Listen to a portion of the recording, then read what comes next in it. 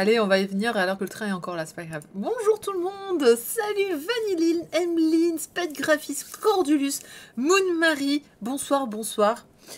J'avais pas trop d'intro à faire aujourd'hui, à part que j'étais en train de... Je sais pas vous, mais mes cheveux sont en train de devenir un truc immonde. Est-ce que les coiffeurs ont le droit de rouvrir le 19 mai, s'il vous plaît? C'est pour une amie qui en a bien besoin. En fait, je crois qu'ils ont jamais fermé, mais j'osais pas sortir, mais on m'a dit c'est confinement, je sors pas. Salut Nico. Je t'ai vu sur TikTok. Je te suis sur TikTok. Je suis partout.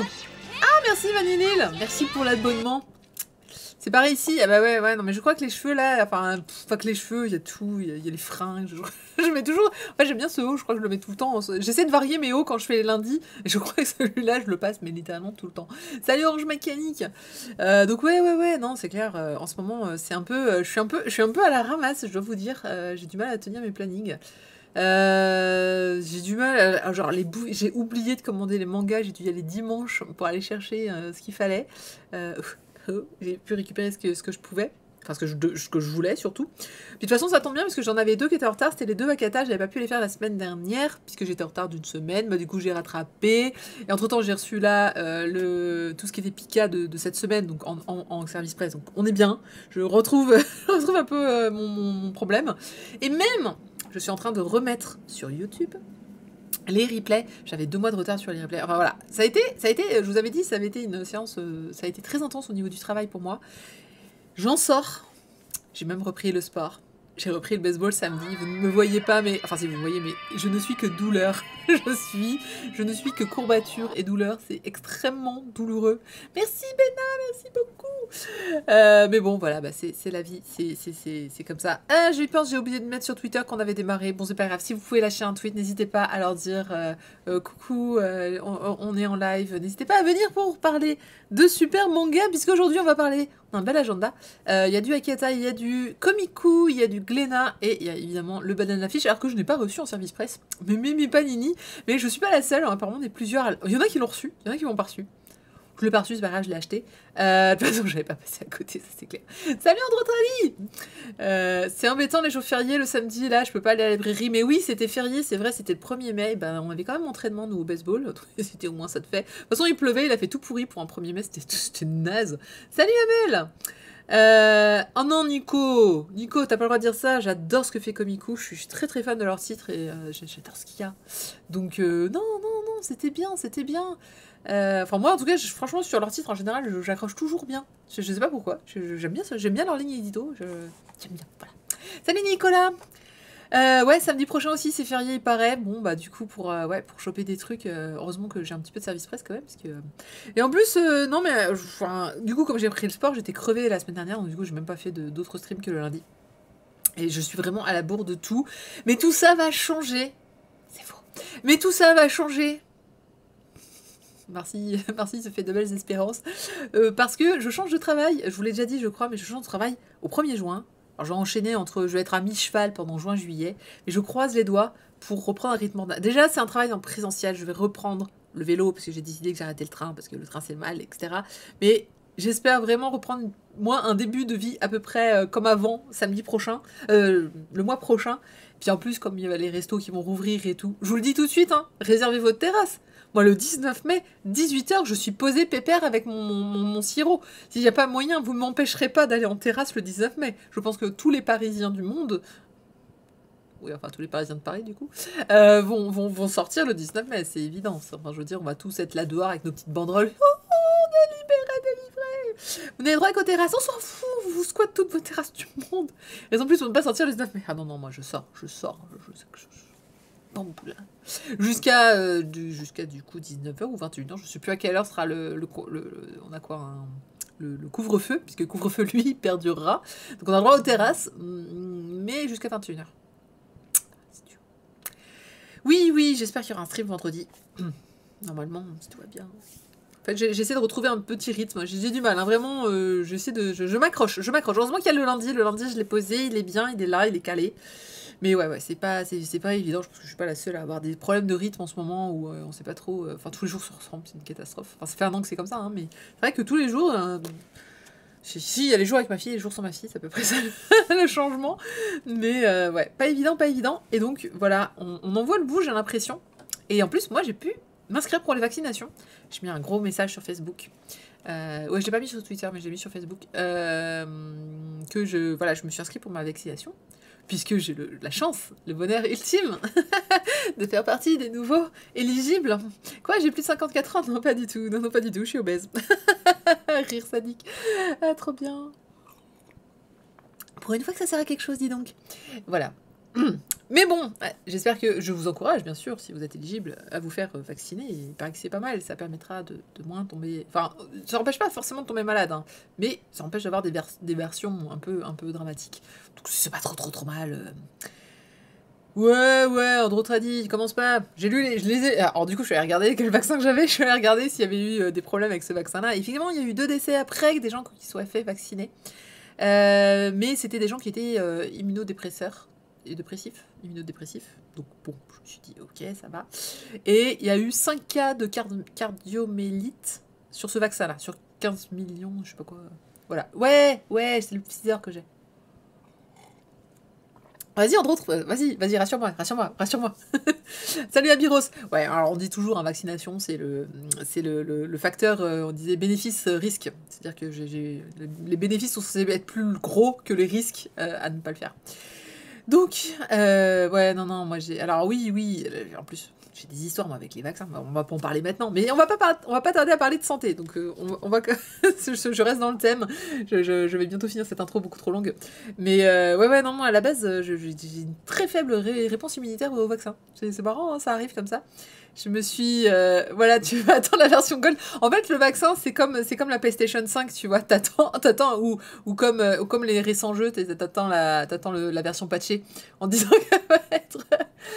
non, enfin oui, je pourrais partir au Japon, mais comme je vais changer de taf, je sais pas trop quel est le rythme que je vais avoir, est-ce que je pourrais m'éclipser rapidement, mais je croise les doigts. Et là, alors, si, la bonne nouvelle, c'est que j'ai beaucoup de congés en mai, alors du coup, peut-être que je vais réussir à, voilà, peut-être vraiment me reposer, parce que les 2 semaines que j'ai eu de vacances, c'était pas vraiment des vacances, c'est d'ailleurs pour ça qu'on me les rend, j'ai un peu travaillé pendant mes congés, donc j'espère vraiment avoir une vraie pause là en mai, voilà.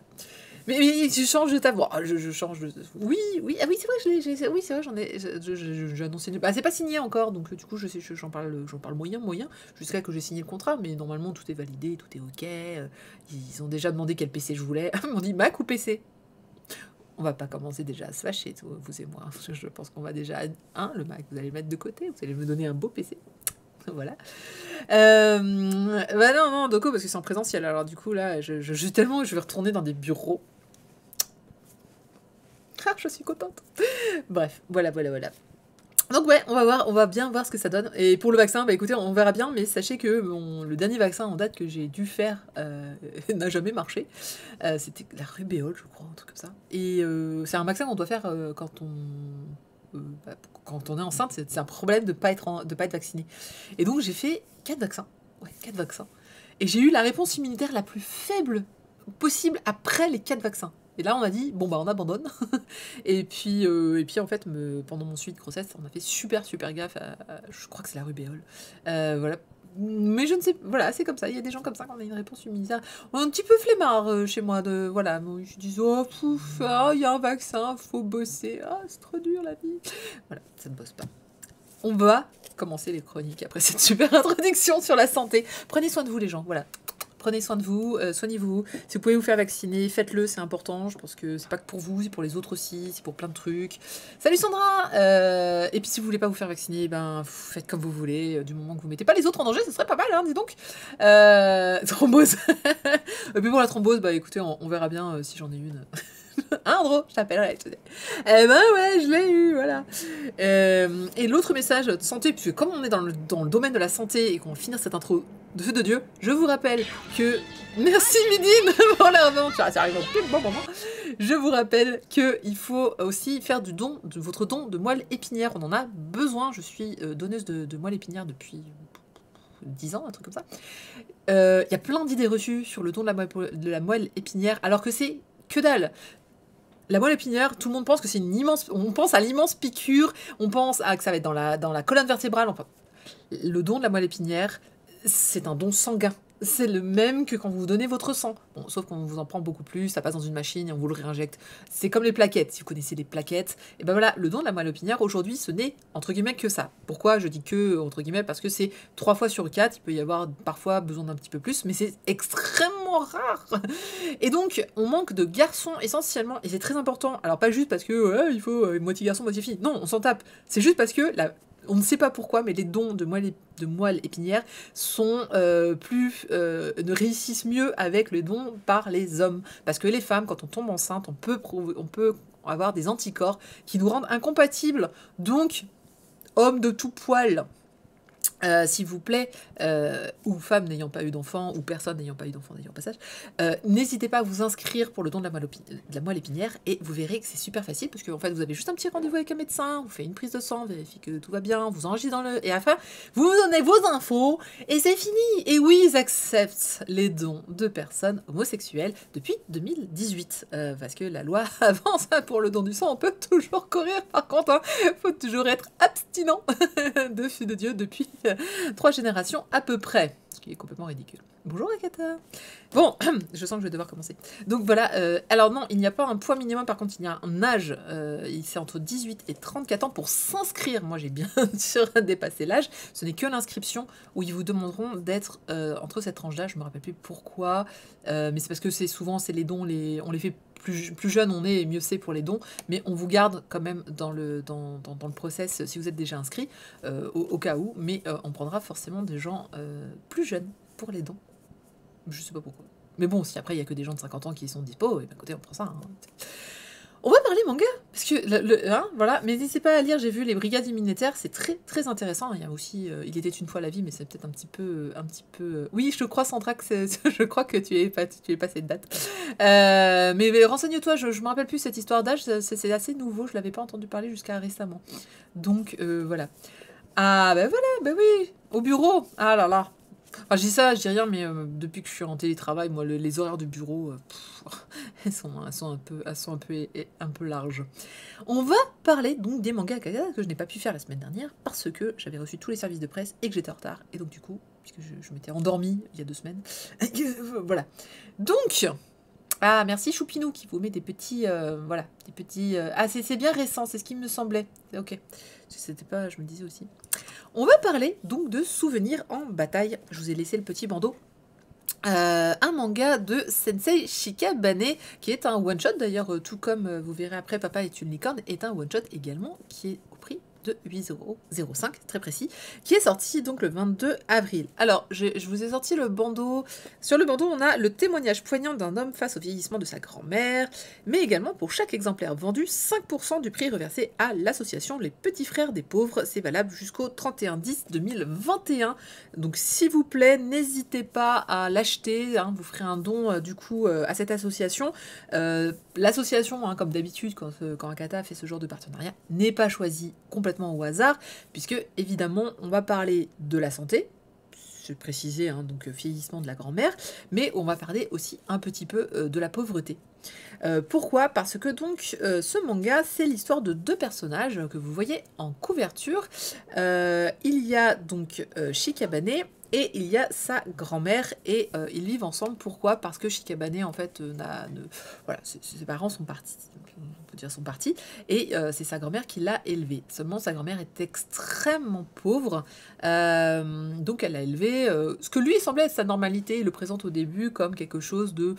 lui, il sentait pas finalement qu'il était particulièrement pauvre, mais c'est des petits indices en fait dans la vie qui vont lui indiquer que effectivement il n'est pas tout à fait comme ses camarades, à commencer par le fait que il a toujours les mêmes vêtements qui sont bien rapiécés, aussi sur les choses qu'il mange. Il mange essentiellement les légumes du jardin, et donc ses bento à lui ne sont pas magnifiques, incroyables, mais souvent assez simples, avec du riz, des légumes, les légumes du jardin donc, et voilà. Et plein d'autres choses. Bon, il n'a pas beaucoup de jouets, mais il prend très soin du coup du peu qu'il a, etc. Et donc ce garçon, c'est lui qui narre, donc du coup c'est le narrateur de son histoire, qui va revenir sur des éléments présents et passés, et qui va en fait nous expliquer que la grand-mère qu'il a donc élevée, sa grand-mère, souffre en fait de démence. C'est quelque chose qu'il a découvert en fait progressivement, dont il s'est pas rendu compte. Elle a eu des petits, voilà, il y a eu des petits accidents, on va dire, un peu étranges, mais pas plus que ça, des objets qui étaient déplacés, des choses qu'elle n'aurait pas fait entre-temps, des questions qu'elle pose alors que la réponse est sous le nez, on va le dire. Et donc au début, bon, voilà, il s'en inquiète pas, et puis après, elle va faire vraiment des crises de démence, et il va devoir se rendre compte que voilà, sa grand-mère donc souffre d'une maladie qui lui fait progressivement perdre ses facultés mentales. Et donc c'est son rapport à lui face à tout ça. C'est face à ses souvenirs, face à la maladie, face à sa grand-mère, face à beaucoup, beaucoup de choses. Alors, Midine qui dit, je sais pas si je vais réussir à le lire celui-là. Il y a plein de gens m'ont dit ça. Et je vous le dis tout de suite, c'est un récit qui est extrêmement précis, extrêmement réaliste. Donc moi aussi, je suis malheureusement, j'ai dans mon entourage quelqu'un qui est touché, alors non pas par la démence dans mon cas, mais par une forme de, c'est pas de l'Alzheimer, mais c'est un petit peu pareil. Sans vouloir rentrer dans les détails. Donc pas une personne qui, vieillissant, en fait, ne vit plus... Enfin, n'est plus connecté à la réalité. On va le dire ça très, très, très comme ça. Et donc lui, il a vraiment une réaction qui est pas facile. Il a un rejet complet, en fait, de la situation. Mais après, il faut le comprendre, déjà, il est très jeune. Il a 24 ans. C'est la personne qui l'a élevé, c'est la personne qu'il connaît le mieux, c'est la personne vraiment, voilà, qui représente tout pour lui, en fait, finalement. Et qu'elle sombre comme ça, alors que il l'a connue grande et digne, on va dire ça comme ça, et puis qu'il voit qu'elle glisse doucement vers la démence. Ouais, il a au début, ouais, il a un peu tous les sentiments, vous savez, qu'on a face à la mort, avec ces périodes de rejet, les périodes d'acceptation, etc., etc. Donc c'est extrêmement douloureux à lire parce que il a un vrai rejet de la maladie au début. Il a vraiment, vraiment du mal à l'accepter. Il se met en colère, il a honte. Il y a beaucoup de violence, en fait, en lui. C'est extrêmement bien représenté et dessiné. Alors, je vais vous montrer pourquoi. Dans la couverture que vous voyez, il n'a pas une tête, de sushi, enfin de mochi pour rien. C'est effectivement comme ça qu'il se représente. Alors je vais appuyer énormément sur le fait de sa représentation.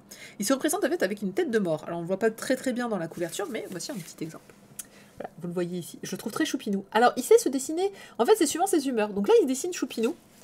Et il va avoir des vrais... voilà. Et quand il va avoir honte, quand il va avoir des accès de colère, il va se dessiner d'une manière, mais c'est tellement... comment dirais-je... C'est tellement bien fait que ça m'a beaucoup... Pour moi, ça fait vraiment partie, en fait, voilà. Donc là, par exemple, il a, en fait... on le voit, regardez son visage, en fait, qui était super choupinou, et il va se mettre à lui crier dessus, et voilà, il va se transformer vraiment en monstre lui-même, avec vraiment voilà, le noir qui dégouline de partout, avec... il fait peur, vraiment, il fait peur, il se dessine de façon horrible, et donc, il va y avoir plein de... J'ai vraiment beaucoup aimé cette représentation qu'il a de lui-même. Donc, pas juste parce que c'est une petite tête de mort choupinette au début, mais parce qu'il va vraiment avoir tout son état d'âme, en fait, qui va être... il y a des planches, mais elles sont juste... Comme je disais, c'est très réaliste de la maladie. C'est extrêmement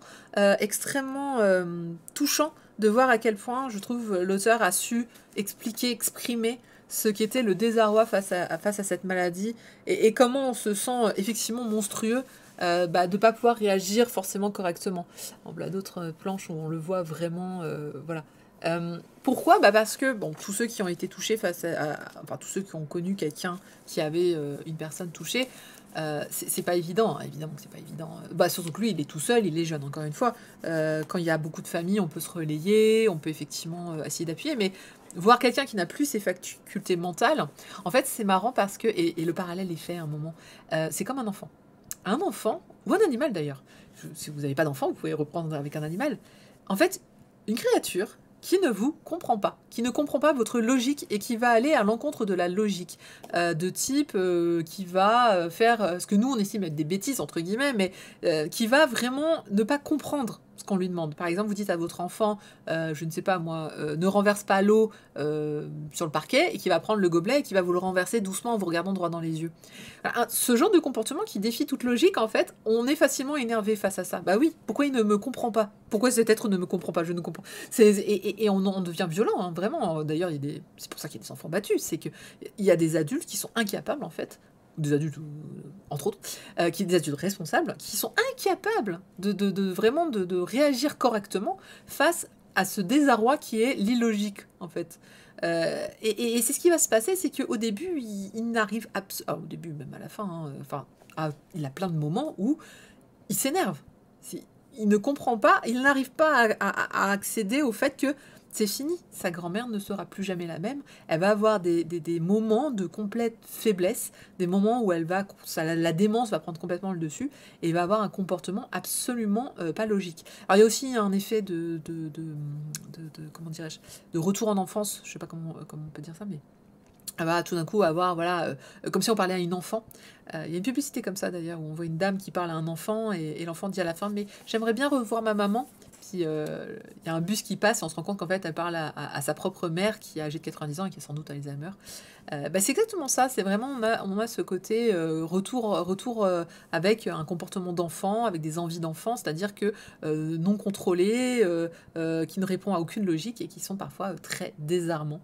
Donc voilà, c'est face à tout ça. Alors je vais remonter encore une planche qui est voilà, où on le voit là, vraiment toujours ce crâne incroyable, et ces sentiments qui débordent, c'est cette colère qu'il a envers lui-même, la honte, hein. Il y a un très long passage sur la honte, sur le fait qu'il n'arrive pas en fait à accepter ce qui se passe, qu'il n'a pas fait ce qu'il fallait en fait. En même temps, qu'est-ce qu'il fallait faire? Enfin, encore une fois, je trouve qu'il n'est pas à blâmer. En fait, il a beau être monstrueux, et vraiment monstrueux, il y a des moments où c'est très difficile de voir comment il va réagir. Mais il réagit comme un petit con de 24 ans. Hein, mais je ne peux pas lui jeter la pierre, c'est pas possible. Et personne, je pense, ne peut lui jeter la pierre quand il est pas, je vous le dis tout de suite, hein, attends, je vous rassure, hein, il est pas haut, il va pas la frapper ou des trucs comme ça. Enfin, on est très très loin de ce type-là. C'est juste que comme je dis, il va juste simplement se mettre en colère, il va juste abandonner à certains moments, il va se comporter comme n'importe quel être humain constitué qui est face à une maladie, et en plus, donc j'insiste sur le fait qu'il est pauvre, pourquoi, enfin, il l'est un peu moins lui après, mais parce qu'il a été élevé avec certaines valeurs, et que c'est pas si évident que ça, qu'il avait envie aussi d'une vie autre, et cette grand-mère lui rappelle cette pauvreté, je pense aussi un petit peu. Donc il y a beaucoup de choses. Ah bah oui, c'est ça, quand il y a de l'amour et de l'affection, c'est dur d'accepter. Donc j'espère vous avoir montré quelques planches. Alors j'ai montré les plus fortes, c'était juste pour voilà, pour montrer qu'il y a un vrai, comment dirais-je, talent graphique à raconter cette histoire. C'est pas juste voilà une histoire de cette grand-mère qui perd la tête, qui est malheureusement atteint de démence, et son petit-fils qui gère comme il pourrait gérer. Et au milieu en fait, de cette gestion, il y a les souvenirs en fait, qui affluent, d'où le titre, Souvenirs en bataille. Et ces souvenirs, en fait, voilà, ces souvenirs d'enfance, souvenirs de comment elle l'a élevé, souvenirs des valeurs qu'elle avait, souvenirs de tout ça, qui remontent, et qui se dit, mais maintenant j'en fais quoi de tous ces souvenirs? Donc c'est magnifique à lire, c'est évidemment très très très difficile voilà, si vous connaissez un petit peu les situations. Je pense que ça peut aider.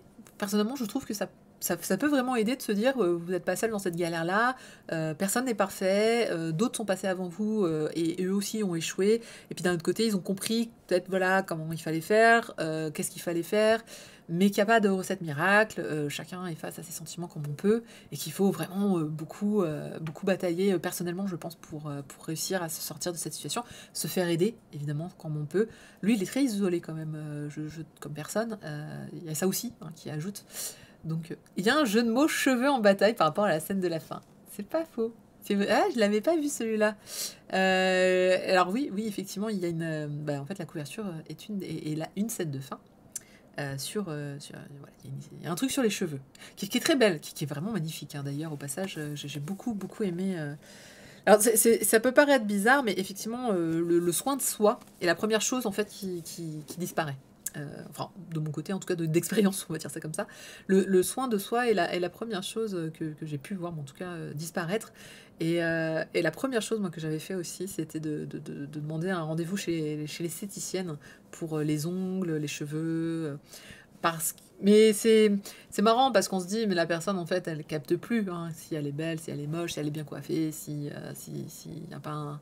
Mais c'est du confort, c'est un moment, il faut pas oublier nos anciens, et faut leur apporter le plus fort confort. Enfin, à nos yeux, peut-être, un petit peu, mais j'ose espérer que ça aide aussi, Puis après, il y a une histoire de confort aussi, de vie, hein, parce que quand t'as les ongles jusque-là, dément ou pas dément, ça rend très compliqué les choses au quotidien.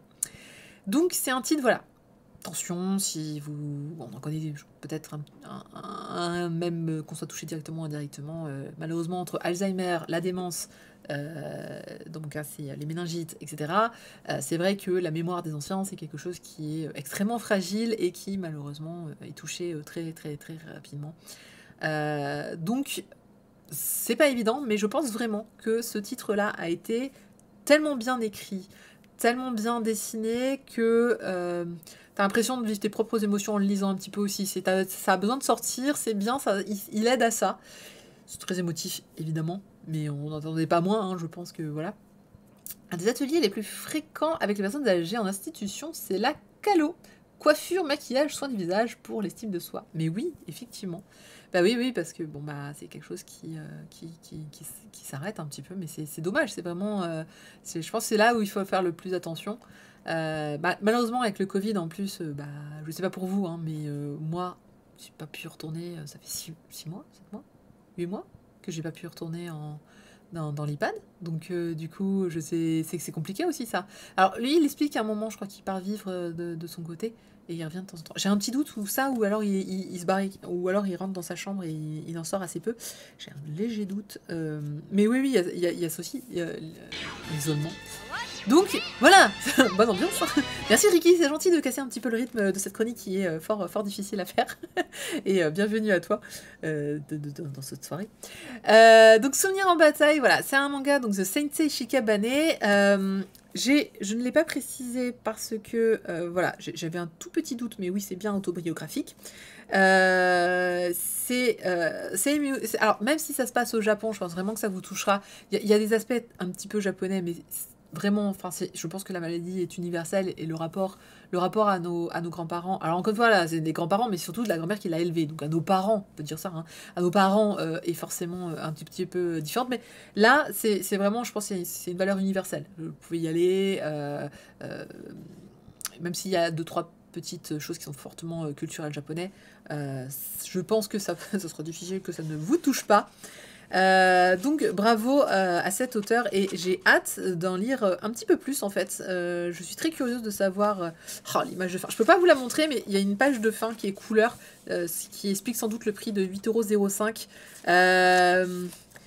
Non, je peux pas vous la montrer parce que c'est toute l'émotion de la fin. Et ben, elle est juste incroyable. Donc voilà, en fait, vous devriez juste le lire pour la page de couleur de fin et 2 pages d'ailleurs. Il y a une double page couleur. Là, en général, vous voyez cette page et c'est à ce moment-là que vous devriez sortir les mouchoirs. Alors, préparez-vous, il faut le mettre le mouchoir pas trop loin. Vous regardez la dernière page, ça devrait tomber bien comme il faut. Voilà, n'hésitez pas à vous moucher plusieurs fois par jour. Et jetez vos mouchoirs, hein, c'est important pour le Covid. Voilà, une grande réussite. Merci Akata d'avoir sorti ça. J'espère que ça clora le bec à tous ceux qui nous sortent à chaque fois. Akata, il faut qu'il y ait du LGBT.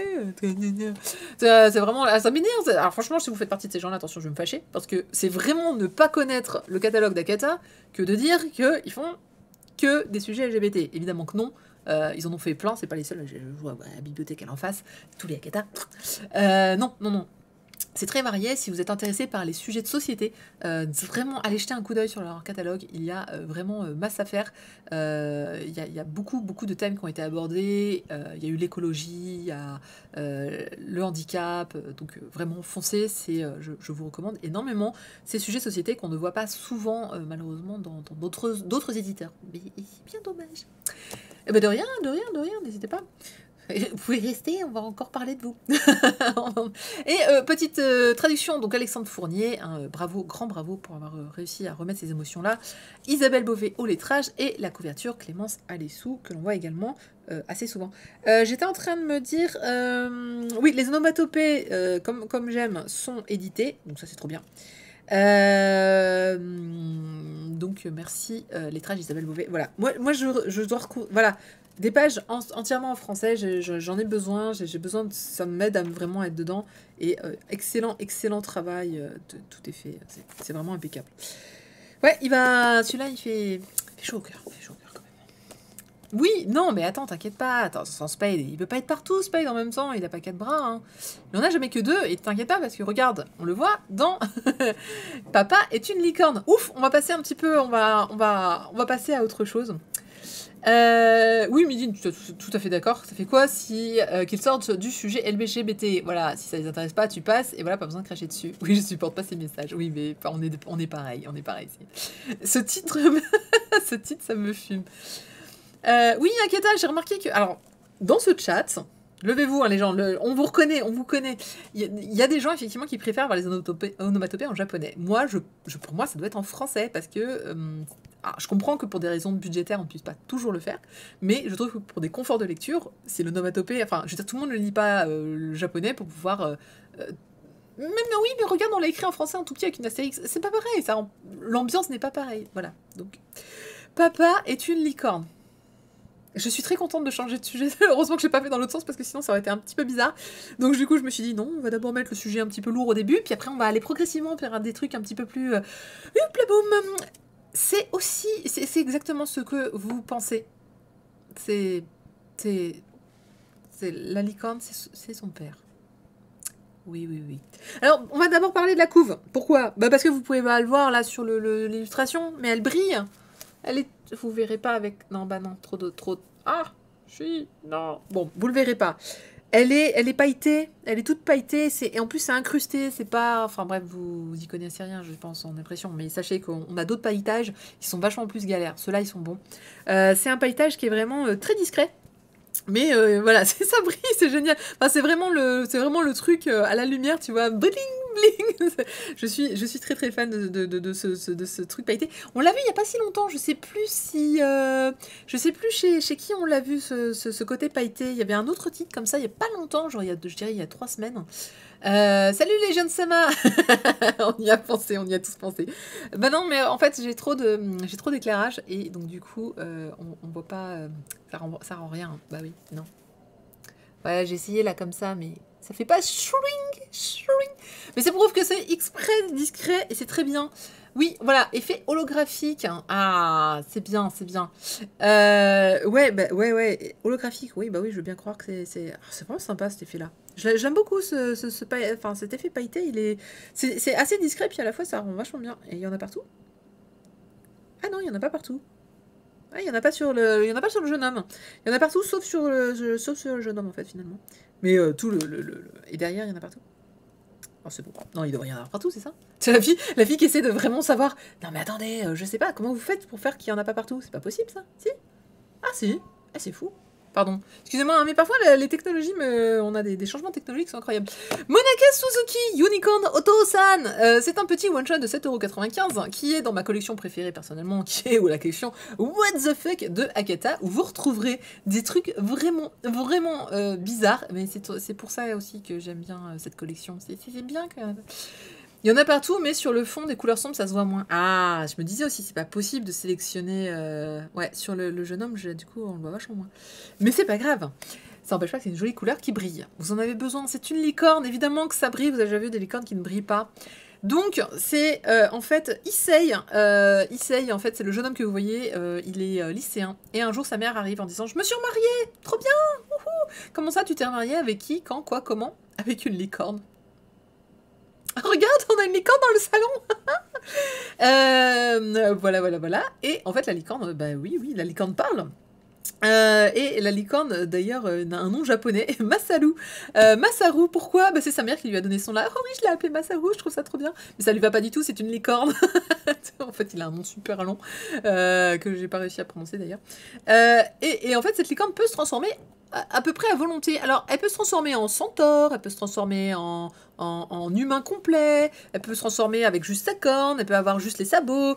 Donc c'est bien, c'est un train, voilà. Et c'est... Oh, attendez, y a pas Seima? Oh, je suis sûre qu'il aurait fait une réflexion. On va pas la faire, hein, mais on va la penser très très fort. Oui, oui. Tout est adaptable, il peut rester humain et avoir qu'une seule partie cheval. Je vous laisse deviner laquelle. Oh là là, que je suis drôle. Pardon, excusez-moi, trop de hentai. Alors en plus, attendez, c'est une licorne, mais il a des ailes quand même. Donc c'est un petit peu un Pégase. Il le dit qu'en fait, son papa, je sais plus, il dit que son père est Pégase. C'est un croisement Pégase-licorne. Moi je dis ça, je dis rien, hein, mais le meilleur Pégase-licorne que je connais, c'est quand même celui qui est dans Sailor Moon. D'ailleurs, les films sont sur Netflix. Et c'est juste très drôle. Voilà. C'est tout. C'est très drôle. C'est la vie, en fait. Donc, alors, la mère part en bas. Ah oui, elle fait, au fait, c'est ton beau-père. Et moi, je me barre demain parce que j'ai un voyage, j'ai du boulot à l'étranger, je sais pas où. Elle s'en va. Elle les laisse tous les deux. C'est la cohabitation, en fait. C'est la cohabitation, en fait, des deux. Et évidemment, Issei, il est pas prêt. Il est pas prêt. En plus, en plus la licorne, il sait rien faire, Masaru. Il connaît pas la vie des humains. Il lui sert du foin au petit déjeuner. Et le pire, c'est que Issei, c'est vraiment il est vraiment sympa, ce gamin. Parce que il va quand même goûter le foin. Et c'est immangeable. Mais c'est du foin, tu espérais quoi, en fait? Et Masaru, en fait, il a un grand désir d'être accepté en tant qu'humain. Donc, il va faire beaucoup, beaucoup d'efforts. Il va faire des efforts avec le... Bah, il est dans un immeuble, donc il y a plein de mères-commères un peu partout. Il va faire des efforts pour faire des bons petits plats, pour apprendre à manger, à couper. Genre, il va apprendre à couper des carottes. On lui dit, concentre-toi, fais une patte de chat. Il se transforme avec son sabot, c'est pas une patte de chat. Il fait, mais comment? Je suis une licorne, pas un chat. Comment tu veux que je fasse une patte de chat? Mais une patte de chat, c'est comme ça. Mais en quoi ça ressemble à une patte de chat? Bah, je sais pas, on dit appelle ça une patte de chat. C'est à peu près ça l'idée. C'est un truc super. Si vous avez vu Jésus et Bouddha, si vous avez lu le manga Jésus et Bouddha, on est tout à fait dans cette veine-là, du truc qui part en vrille totale, qui est super drôle, qui est très extravagant en fait dans sa façon de narrer, qui est. C'est très. Ouais, franchement, on se marre bien. C'est beaucoup d'absurdité. Encore une fois, le cheval, il doit couper une carotte. Enfin, il sait pas faire, évidemment qu'il sait pas faire. Ou alors il a dit oh regarde j'ai étendu le linge et il a bien tapé en fait pour que le linge soit correctement mis. Bon mais il a tapé avec ses sabots donc le résultat n'est pas le même. Et ça va être tout le temps comme ça va être lui qui vient à l'école en volant en mode tiens t'as oublié ton bento, regarde je me pointe tout elle dehors etc. Et le pire dans tout ça, enfin, c'est il va aller faire évidemment, il va aller aux promos du marché du coin et il va pas y arriver. Enfin, c'est énormément drôle. C'est très absurde. C'est un cheval. C'est un cheval. Voilà, on le répète assez dans cette série. C'est un cheval qui vit en appartement et qui est très fan des vierges. Pourquoi? Parce que alors, je ne savais pas que les licornes étaient fans de vierges. Et donc Akata a raison en disant que mais la mère n'est plus vierge puisqu'elle a eu... Oui, mais elle est vierge dans son cœur. Elle le dit à son fils. Je suis vierge dans mon cœur, mon fils. C'est comme ça que tu l'as embobiné. Qu'est-ce que j'ai dit? Je suis vierge dans mon cœur. Donc, mensonge. Sailor Moon n'est pas sur Netflix. Et bah non, Légion de Sama, c'est le film qui arrive. Les derniers films de Sailor Moon arrivent sur Netflix. Et j'aimerais bien que la série suive aussi, mais je sens qu'on va attendre encore un peu. D'ailleurs, j'en ai un là, il est juste là. J'ai une statuette d'un beau petit Pégase, voilà, avec une Chibiusa. Je peux pas le prendre là parce que sinon vous allez voir tous mes boobs. Mais j'en ai un beau, j'aurais dû prendre et le mettre là. Regardez, moi aussi j'en ai un. Il vit chez moi, il est tout petit, il est trop bien. Mais si, c'est pour ça que Pégase en Sailor Moon apparaît à Chibiusa. Mais oui, c'est vrai. C'est parce que c'est louche. Très louche. Tu as un très beau bouquin sur les licornes d'Imidine et leur présentation dans l'histoire avec une belle couverture holographique aussi. Ah mais c'est fou, moi je savais pas l'histoire des licornes. Si, les licornes pour les vierges et les bicornes pour les succubes, il me semble. Je vois que les gens sont super renseignés, beaucoup plus que moi sur les licornes. Oui, non, Usagi, effectivement. Nous ne le répéterons pas, hein, mais Usagi, a priori, dès Sailor Moon R, finit dans l'appartement de Mamoru. Elle n'a que 14 ans, c'est génial. Personne ne semble oublier, voilà. C'était qu'à la fin de la série que Usagi a 15 ans. Oui. Papa est une licorne, c'est un peu ce que vous avez... Alors, en fait, vous devez les acheter en même temps. Vous voyez, c'est fait exprès. Vous voyez, ils sont sortis en même temps pour que vous ayez jeté en même temps. Vous lisez celui-là d'abord, et ensuite vous avez envie de pleurer de rire là-dessus. Vous avez besoin en fait des deux ensemble, sinon vous ne survivrez pas à votre soirée. Non, en fait, je sais pas pourquoi j'ai vraiment kiffé. Pourtant, c'est pas incroyable, hein, c'est pas le truc que je vous dirais, allez-y, foncez, c'est super. C'était juste, et c'était, j'ai envie de dire, désolé Akata, mais c'était juste inutilement complètement super drôle. Mais tu as besoin de mangas comme ça dans ta bibliothèque. Tu sais, ta pote qui déprime, ta pote qui est en train de boire du vin à 18h, tu lui passes ça. Elle ira mieux, elle le vit. Il y a des chances qu'elle demande d'avoir une licorne chez elle. Mais elle ira mieux, tu vois. Ton pote aussi, ça marche pareil. Des petits coups de déprime, paf, papa est une licorne, et ça rigole.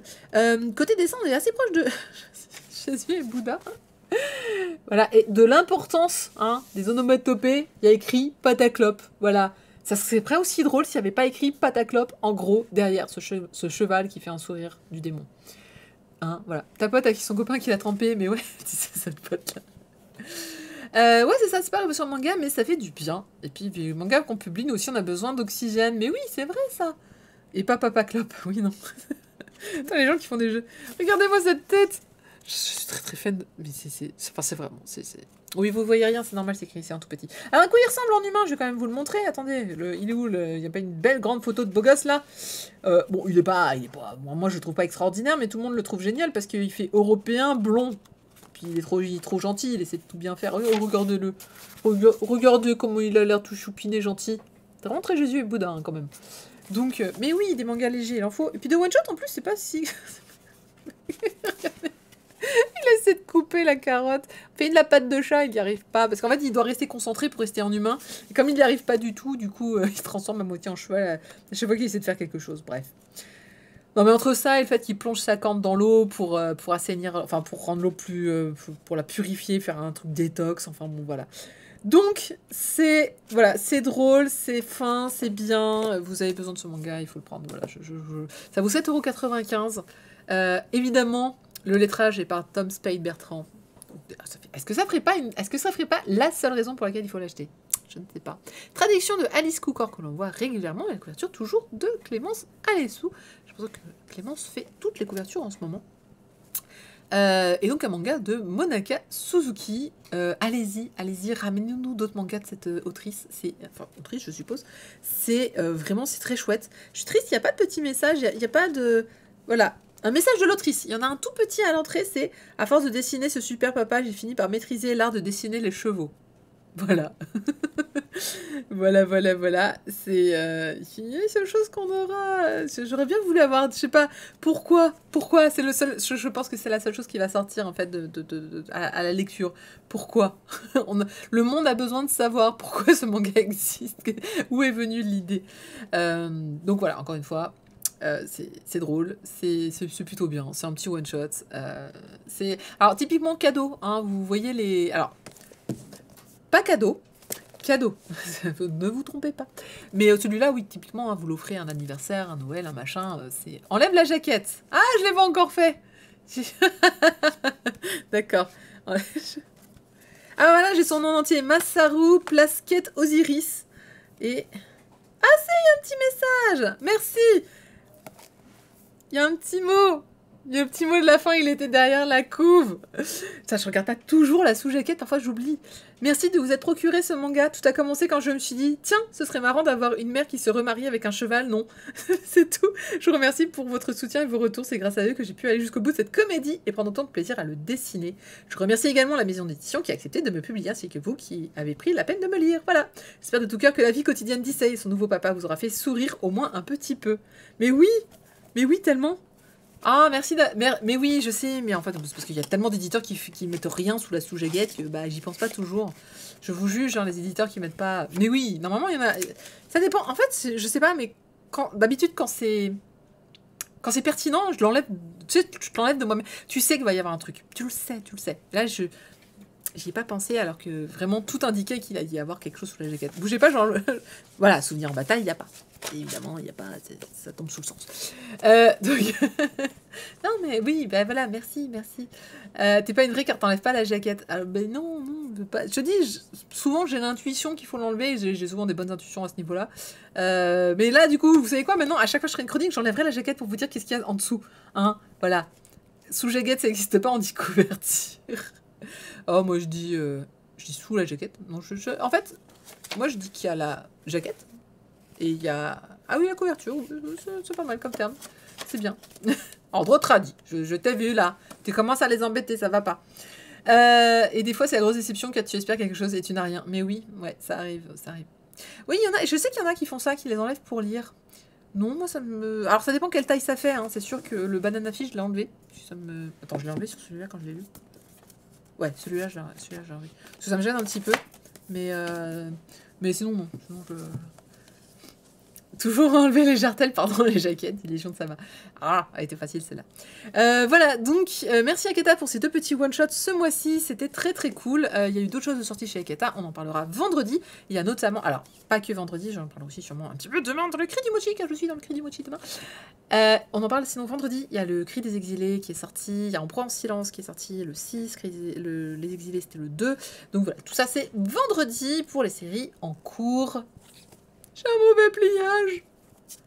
Enfer et damnation, j'ai un mauvais pliage de couverture. C'est pas grave, t'inquiète pas. J'ai tellement plus de place dans mes bibliothèques que tu vas bien compresser et tu vas bien te raplatir. C'est pas grave. Les vrais enlèvent pour lire. Je suis pas une vraie. Je suis pas une vraie. J'ai dit le cri... J'ai dit le cri des exilés. En fait, après j'ai dit juste exilés. J'ai dit une connerie là, non? C'était... J'ai les exilés à la fin. Il est là, il est derrière. L'île des exilés? Oh, je sais plus c'était quoi. C'est pas grave. En 2 tomes. Vous irez voir comme ça. Mais oui, je vous crée un manga. Au moins, je me suis pas trompée sur En proie au silence. Alors qu'en proie au silence, je vous rappelle qu'à chaque fois que j'essayais de le sortir, je ne retrouvais pas le titre. À chaque fois, j'étais là, c'est En silence. Il venait pas. Le siège des exilés. Merci Akata, c'est gentil. Ah mais parfois dans le... Hein, voilà. Merci Tarte au citron, c'est gentil de rattraper mon erreur et de me dire que voilà. Je me fouette. Mais ouais, mais il faut que j'arrête de tirer des trucs qui sont pas qui sortent de d'habitude et que je dois réfléchir. Attendez que je me mette à sortir des noms d'auteurs. Je pense qu'on est...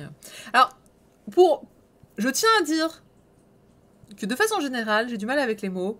Toute ma guilde de FF14 en est témoin. Je suis incapable de sortir le nom d'un lieu du jeu correctement. Je sais pas, j'ai un toc, j'ai un truc, ça ne rentre pas dans ma tête. Quand je suis en train de parler, il y a des mots, tout d'un coup, ils se transforment en d'autres. Dans ma tête, c'est mélangé. Voilà. C'est pas grave, c'est pas grave. On va parler d'autre chose, on va parler de Dear Call. Alors en fait, on va parler de Dear Call et de Le Fossoyeur, que je vais chroniquer juste après, qui sont 2 mangas que je n'attendais pas trop. Qui sont 2 mangas où je me suis dit, ah, il est bien morne l'agenda de cette semaine. Et en fait, c'était des bonnes surprises. Donc je vous le dis tout de suite, j'étais plutôt... c'était pas mal. Mais ça, vous savez, c'est un sentiment très bizarre quand vous êtes là en mode, faut que je lise ce manga, j'ai la flemme, j'ai pas envie, ça a pas l'air terrible, ça a pas l'air des trucs que j'aime. J'aime pas le titre, j'aime pas la couve, j'aime pas le dessin. Et qu'en fait, c'est bien. J'ai un sentiment d'avoir été trahi, mais à l'envers. Merci beaucoup Akata d'être passé, c'est très gentil. Bonne promenade aux chiens. C'est bien ça de pouvoir sortir pour promener les chiens. Bonne idée. Faudrait que je prenne mes chats. Donc, très bizarre, très sentiment bizarre Dear Call. Mais ouais, c'est pas mal. Il s'agit d'un manga de Kiri Gunshi qui avait déjà sorti quelque chose il y a fort longtemps chez Glénat d'ailleurs, au passage, une petite série qu'ils avaient sorti du même auteur, donc je suppose qu'ils se sont dit, oh bah ça va pas si mal marcher, pourquoi on sortirait pas son nouveau titre? Et ben ça tombe bien, c'est une petite série de 4 tomes, c'est donc terminé, qui vaut 6,90 €, prix en dessous de 7 €, donc à noter, et qui donc a une couverture d'ailleurs métallisée, voilà, je vois pas pourquoi. Oh, il y a du klaxon, je sais pas si vous l'entendez, mais... Ouais, c'est métallisé, c'est assez beau. Mais pourquoi pas? C'est bien métallisé aussi. Bien. On a de plus en plus de couvertures qui ont des petites fioritures comme ça, c'est très sympa, moi j'aime bien. Ça permet de donner un petit peu plus de cachet. Androtrado qui... Androtrado, tu vois, je t'avais dit, j'ai du mal ce soir. Androtrado qui oui, d'habitude tu te couches un petit peu tôt. J'avais mis les Akata au début en me disant, bon, comme ça il pourra rester. Merci, le dilemme de Toki. Effectivement, c'était ça le titre. J'avais retenu l'autre, mais j'ai pas retenu celui-là. Ça va le chat? Ça va les chats? Tout va bien? Très bien. Les chats sont en train de se fighter. De quoi ça parle Dear Call? Donc, Je vais essayer de me remettre tout dans l'ordre. C'est pas évident. On est sur une petite île. On est dans un monde probablement d'heroic fantasy. On est sur une petite île où vit un jeune garçon qui est apparu sur cette île dans un sachet plastique. Oui. En fait, c'était un petit bébé et il était dans un sachet plastique. Et il était encore en vie, ce qui est très étrange. Et sur le sachet, il y a marqué O2. Du coup, on l'a appelé O2 en japonais. Donc, c'est Sanzo. Et Sanso, en fait, il vit en compagnie d'un tigre qui s'appelle Moon et d'une créature toute noire qui ressemble à un petit chien, ouais, qui s'appelle Goot. J'essaie de vous les montrer. Alors, il y a une belle page couleur d'ailleurs à l'intérieur. Hop là. Alors, la page couleur, c'est le héros, c'est Sanso. Voilà, qu'on le voit. Bien après son arrivée sur l'île, évidemment, puisqu'on est des années plus tard. Et donc, il vit avec... Il faut que je vous les montre, hein, parce que c'est un peu les personnages principaux. Est-ce qu'on a une belle illustration de Goot? Voilà, Goot, c'est cette petite créature toute mignonne, toute noire. Voilà. Très choupi. Et on a donc un très... Alors ça, c'est lui quand il est arrivé sur l'île, hein, que j'avais pas menti, un bébé plastique. Voilà, c'est exactement comme... Heureusement que c'était pas écrit déchets sur le sac. Non, mais on voyait bien, là, on voyait bien, tu vois, que c'était un sachet transparent. Et donc, il a un... Voilà, je vais avoir un petit... Ouais, voilà. Et là, donc, ce jeune... il n'est pas si grand que ça d'habitude. Ce tigre, donc, avec ses petites lunes sur le front, et donc, il l'appelle Moon. Et donc, il vit heureux sur son île, il doit avoir une 15-16 ans, avec ses deux animaux de compagnie, qu'il arrive à comprendre. Les autres n'ont pas l'air de comprendre, mais lui, il y arrive. Il arrive à comprendre ce qu'ils disent. Jusqu'au jour où quelqu'un, un jour, arrive sur l'île et dit « Ton petit Goot, là, que tu es en train de prendre comme un animal de compagnie, c'est un Black Anima. C'est une créature la plus dangereuse du monde. Je suis là pour les tuer. Quand j'en vois un, j'ai même l'ordre de les tuer. Et donc, du coup, je suis désolée, je vais devoir le tuer. » Et donc, du coup, elle joint l'acte à la parole et elle tire, en fait, sur le pauvre petit Goot qui n'a rien demandé et qui se transforme, effectivement, en un immense, gigantesque, titanesque monstre qui va blesser la plupart des habitants de l'île. Évidemment, notre jeune Sanzo ne veut absolument pas croire à cette histoire, ne comprend pas ce qui se passe. Du coup, la jeune femme lui dit tu vois ton autre animal de compagnie, ce n'est pas non plus un animal de compagnie, hein. C'est une créature magique et tu vas pouvoir l'invoquer. Donc elle prend le pauvre Moon, elle le fout dans un espace, dans une espèce de portal. Elle le dégage et fait maintenant tu vas devoir le réinvoquer en tant que... donc ça porte un nom... ça porte un nom que je n'ai pas retenu, évidemment, parce que c'est trop compliqué. Mais on appelle ça un call. Je sais plus comment il y a un mot compliqué, j'aurais dû le noter. Un call beast. Voilà, merci. C'est beau l'anglais. Et donc, du coup, son tigre devient un call beast, donc une créature invoquée, hyper grande, puisqu'à la base, son tigre, hein, il n'était pas si grand que ça, il était de taille de tigre. Bon, bah là, il fait quelques dizaines d'étages de plus. Ouais, exactement, le mec qui vit entouré de créatures dangereuses d'Evilkira. Exactement. Et donc, évidemment, Moon ne veut pas faire de mal à Goot, même s'il est devenu une créature dangereuse. Et ils vont réussir, en fait, à découvrir un mini Goot planqué dans la créature. Ils vont le choper, ils vont le foutre à l'intérieur de Moon. Et Moon va retourner dans son portal d'invocation. Moon, le tigre, avec Goot, hein, du coup, avec un petit Goot transformé, bref.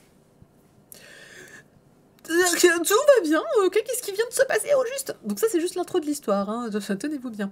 Et donc, effectivement, cette jeune femme dit, très bien, tu vis sur ta île déserte, qui n'est même pas sur aucune carte, moi je viens du continent, et il y a une grande menace qui pèse sur le monde, et tu es l'une des clés qui va nous permettre, en fait, de lever cette menace.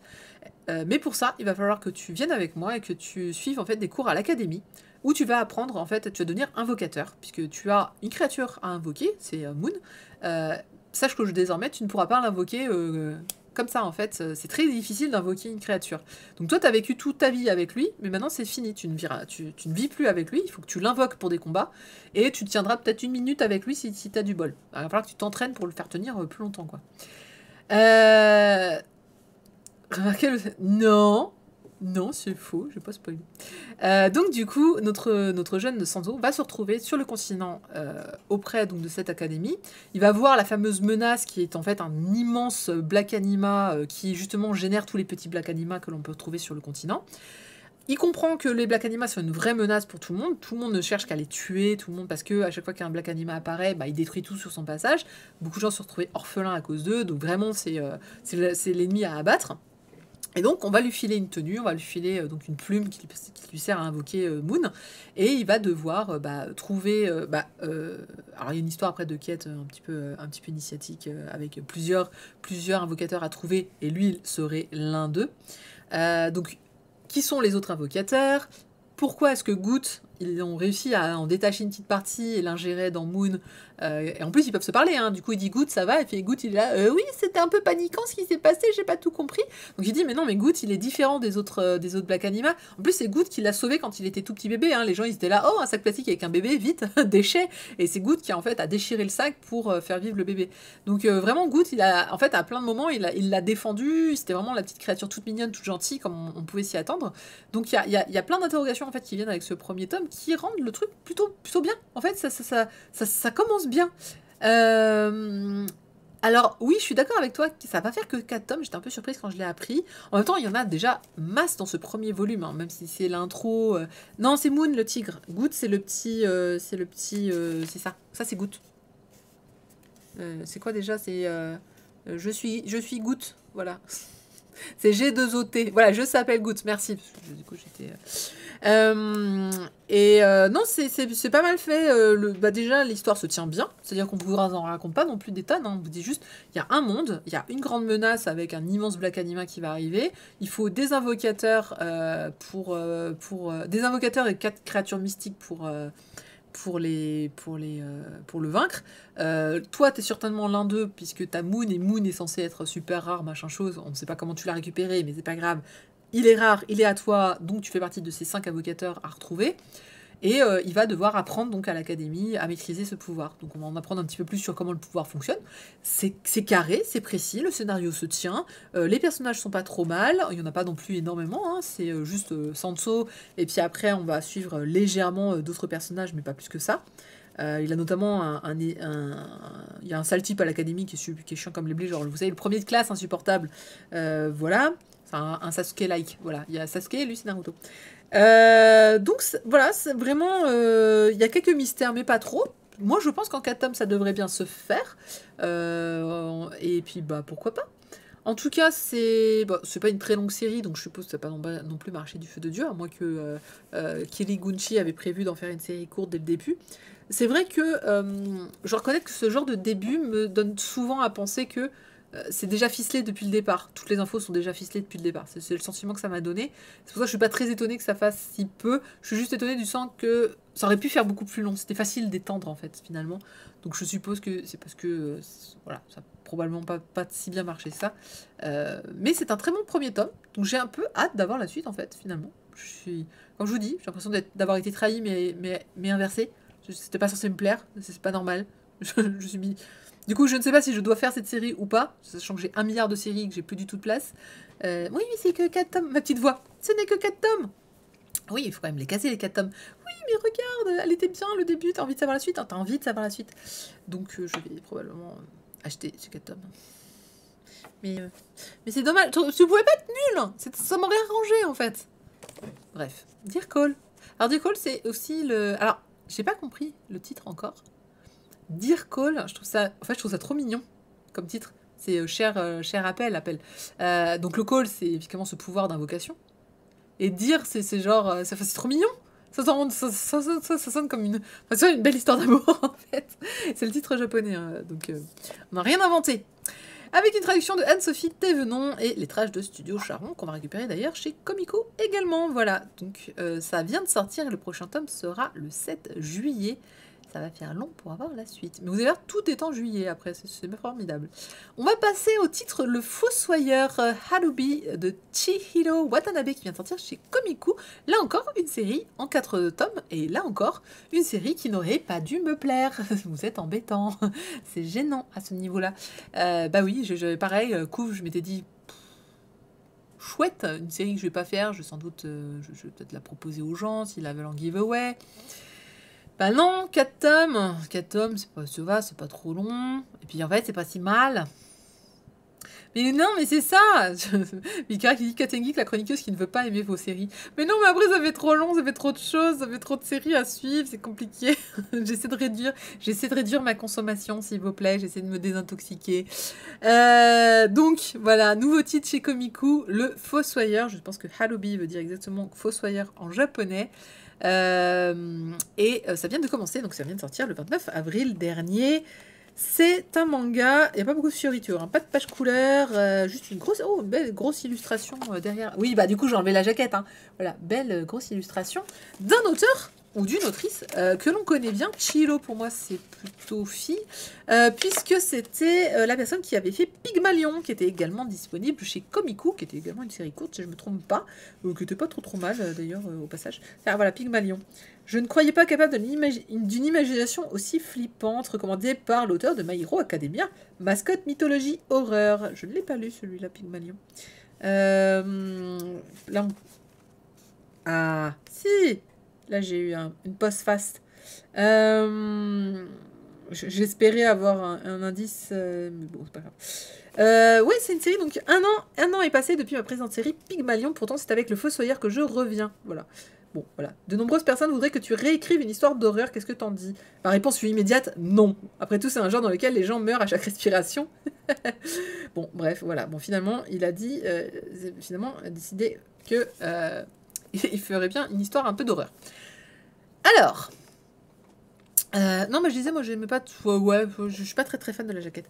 Le Fossoyeur, c'est l'histoire d'un jeune garçon. Il s'appelle Itsugi. Et Itsugi, il a 9 ans. Il fait partie d'une famille visiblement très ancienne au Japon. Il vit dans une vraie maison japonaise avec beaucoup de serviteurs. Donc, il faut imaginer vraiment vraiment le classique japonais, hein, très ancien. Et en fait, c'est parce que son père est un fossoyeur. C'est un métier qui ressemble un petit peu à un exorciste. Et donc, souvent, en fait, on va dire que Itsugi, il est très fier de ça. Il dit, plus tard, moi aussi, je serai fossoyeur, comme mon père. C'est un métier qui se transmet de père en fils. C'est trop bien, j'ai trop hâte. Il fait des entraînements tous les matins où il voit, en fait, des petits esprits et il les tranche avec sa pelle, je crois. Je sais pas avec quoi il les tranche, mais c'était pas... Avec quoi tu les tranches, déjà? Ah oui, non, avec... c'est pas une pelle, c'est avec une sorte de petite épée en bois. Et donc tout le monde est plutôt heureux, ils sont là en mode oh là là, trop bien, tu t'entraînes, c'est mignon, c'est choupi, c'est extra, etc. Et son père aussi, il est là, oui, entraîne-toi, c'est bien. Et le garçon de 9 ans, il est tout fier. Et un jour à l'école, on lui dit et c'est quoi le métier de ton papa? Il dit bah il est fossoyeur. Ouais, mais concrètement, il fait quoi? Ah, ben il renvoie les esprits en enfer ou enfin bref, il renvoie les esprits d'où ils viennent. Ils font ouais, mais concrètement, il fait comment? Et là, il dit bah je sais pas. Et donc un soir, il va suivre son père. La bonne idée. Il va suivre son père et il va se rendre compte que son père, en fait, il a une épée un peu étrange quand même. Et bah, c'est normal, son épée, en fait, c'est une mini guillotine. Les gens sont très créatifs, c'est incroyable ce qu'on fait de nos jours. Et quand un homme, en fait, quand une personne est possédée par un esprit, c'est trop tard. En fait, c'est trop tard, il y a plusieurs phases. Et il arrive en phase 3, si je ne me trompe pas, ou 4. Je crois que c'est 4. Et en fait, la dernière phase, c'est vraiment le moment où il y a une fusion entre l'esprit malfaisant et l'être humain.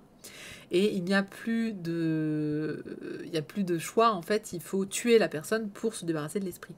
Et donc, du coup, l'épée de son père, en fait, c'est une sorte de mini-guillotine plutôt pas mal foutue, où il va piéger, en fait, la tête de la personne, et ensuite, il slack et la tête vole. Voilà. Alors, les gens, oui, je comprends que le concept d'épée guillotine soit un petit peu complexe à comprendre. Je vais essayer de vous la montrer. Alors, j'ai une illustration, mais elle est très sombre. Je pense que vous ne verrez rien. Est-ce qu'on a cette épée guillotine en très gros plan? Il nous la faut, hein, c'est normal. Voilà. Alors, l'épée guillotine, vous la voyez ici. Alors, je ne sais pas si vous voyez très bien, mais il y a un petit crochet là et un petit trou, en fait, en rectangle. Ça permet d'y glisser la tête de la personne et de la bloquer, puisqu'ici, ça se bloque. Et après, il a un gros tranchant là, il fait schlac qui descend. D'ailleurs, voilà, il est descendu.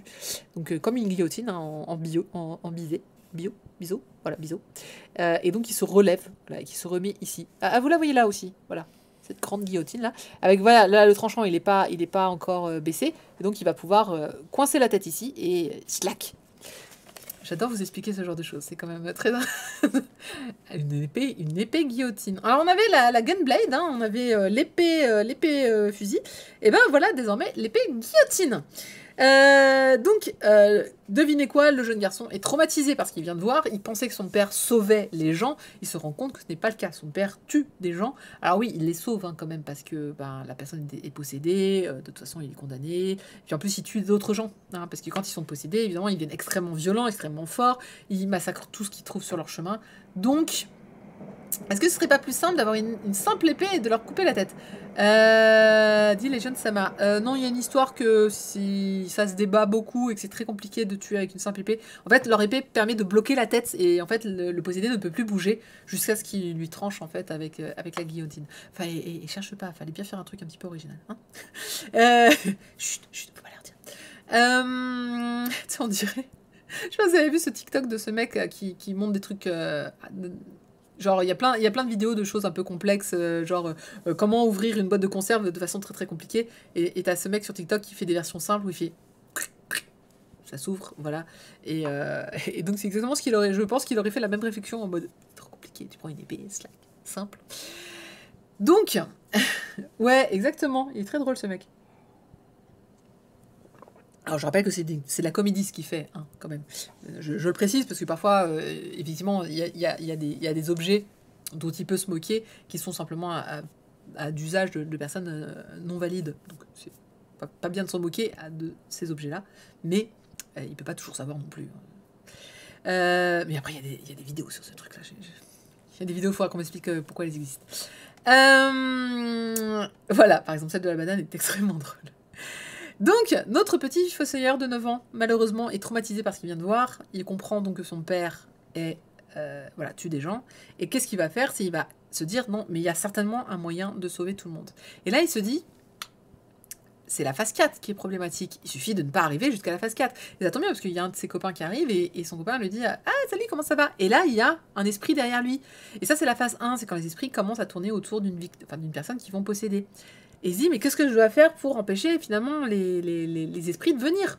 Et là, en fait, il se rappelle qu'il a des talismans chez lui. Et donc, il prend un talisman, il l'applique sur son meilleur pote, et effectivement, l'esprit s'en va. Donc, il se dit, mais voilà, j'ai juste à distribuer tous les talismans que je peux, protéger tout le monde, voilà. Et comme ça, le fossoyeur n'aura plus besoin de tuer des gens, et mon père n'aura plus besoin de tuer. Et donc, il restera le héros qu'il imaginait. Et donc, il prend tous les talismans, il se barre en ville, sauf que, voilà, il ne savait pas, mais... Le métier de fossoyeur s'accompagne en fait d'une visiblement malédiction dont on ne sait pas grand-chose, et que cette malédiction est contenue par les talismans. Et en fait, en prenant tous les talismans de la maison, il condamne son père à se faire posséder en phase 4, et donc son père va massacrer l'intégralité de la maison. Le jeune garçon arrive alors avec le dernier talisman en main, comprend la bêtise qu'il a faite, voit tous les corps... Je vous préviens, c'est graphique. Voit tous les corps massacrés par terre, appose le talisman sur son père en espérant que ça va arranger les choses, et son père a juste assez de conscience en fait pour lui dire prends l'épée et tue-moi. Tue-moi et deviens le prochain fossoyeur. Donc voilà, donc c'est le début de l'histoire. Évidemment, le jeune, il n'a pas le choix, il le fait, et il devient donc fossoyeur à 9 ans. Avec un seul rescapé qui est le fils, en fait, on va dire le maître des serviteurs, avait un petit-fils qui a une vingtaine d'années, qui avait rien à foutre de tout ça, qui en avait marre de la maison, qui était parti à ce moment-là, et qui revient et qui voit cette scène donc de Itsugi qui tient la tête de son père dans ses bras, et qui lui jure du coup de lui être fidèle et de l'accompagner dans ce futur métier qui est d'être fossoyeur à 9 ans. Alors, oui, il est traumatisé plus qu'à vie. Alors écoute, Vilkira, c'est drôle parce que, effectivement, cette histoire de trauma va revenir tout le temps. Parce que, en fait, ce trauma va avoir plein de conséquences sur sa vie future. Et notamment, il va plus jamais dormir, par exemple. Mais pas que. Il va avoir plein d'autres trucs. Alors, ça, c'est le début, je le trouve vachement cool. Je trouve que franchement, ça commence bien, c'est très dur dès le départ, mais c'est bien. Alors ça, c'est notre jeune héros, tout insouciant au début, voilà, tout mignon, tout pourri, tout va bien, et puis, bon, bah voilà, hein, et ça va mal se passer pour lui. Tout ce que je viens de vous raconter, c'est c'est le tiers, en fait, du début. Et donc après, seconde image, ça se passe plutôt mal pour notre jeune héros. Voilà, et là, on en est vraiment, je vous ai raconté ça du bouquin. La suite, c'est quoi? La suite, Il y a du côté que j'aime bien, il y a des côtés que j'aime moins bien. La suite, c'est évidemment, on va le retrouver des années plus tard, il est devenu fossoyeur. Comme je dis, là, son traumatisme lui a valu pas mal de petits soucis, donc notamment qu'il ne dort pas, mais il y a d'autres aspects qui sont en jeu. On comprend évidemment qu'il y a plein de fossoyeurs, il n'est pas tout seul, il y en a d'autres. D'ailleurs, c'était expliqué dès le début, il a des missions qui lui sont assignées. On lui dit, bah voilà, il y a un possédé qui est ici, il y a un possédé qui est là. Mais il n'a jamais perdu l'espoir, en fait, de trouver une autre solution pour sauver tout le monde et arrêter le métier de fossoyeur. Donc il le fait parce qu'il doit le faire, mais au coin de sa tête, il espère un jour qu'il aura plus besoin de fossoyeur. Mais à la fois, il fait ça aussi pour se dire que il n'a pas le choix, en fait, que de faire ce métier-là, parce que bon, déjà, il le doit à son père dans ses dernières paroles, et puis surtout, c'est parce que son père, enfin, il a tué son père parce qu'il a été possédé. Donc, il a besoin. Les possédés ont besoin d'exister parce que ça justifie en fait son acte, ça justifie qu'il ait dû tuer son père. Bref, c'est pour pas sombrer dans la folie à peu de choses près. Le problème que j'ai, c'est dans la direction que prend le manga à la fin du premier tome. C'est pour ça que je suis content que ça fasse que 4 tomes, parce que voilà, il y a un ennemi qui apparaît, une forme d'ennemi. C'est tout de suite, on va vous parler d'une drogue que les gens prennent, et ça les transforme en possédés niveau 4, et qu'il y a même des possédés niveau 5 qui deviennent des gens qui gardent leur faculté mentale, qui deviennent supra forts, et en fait, tu sens le neketsu, la surenchère en fait de pouvoir, tu sens le truc qui va être trop de combats, trop Naruto, trop One Piece, trop tout ce que vous voulez, dans le sens où c'était pas le plan du départ. C'est le plan du départ, ça aurait dû être juste lui et pas trop surenchérir en fait, je trouve. Après, vous pouviez mettre des ennemis de plus en plus forts, mais dès le premier tome, t'es là avec bon, déjà il y a une drogue qui circule, qui transforme les gens en possédés niveau 4, tu fais d'accord. Ouais, ok, très bien. Je trouve ça légèrement trop complexe en fait. Tu viens de lire un manga, t'as déjà lu 3 quarts du bouquin qui était pas mal sur un héros, sur ce qu'il doit faire, sur ce qui s'est passé, t'as déjà lourd sur la patate pour lui, c'est quand même pas drôle ce qui lui arrive. Et là, t'arrives sur un truc un peu complot. Je trouve que ça dissonne un tout petit peu avec l'histoire. Mais bon, pourquoi pas. Et à la fin, donc, on a ce gros méchant qui est enfin, on en a 2, je crois, qui est le possédé niveau 5. Tu t'attends au niveau 6, au niveau 7, au niveau 8, l'extra, le super plus, etc.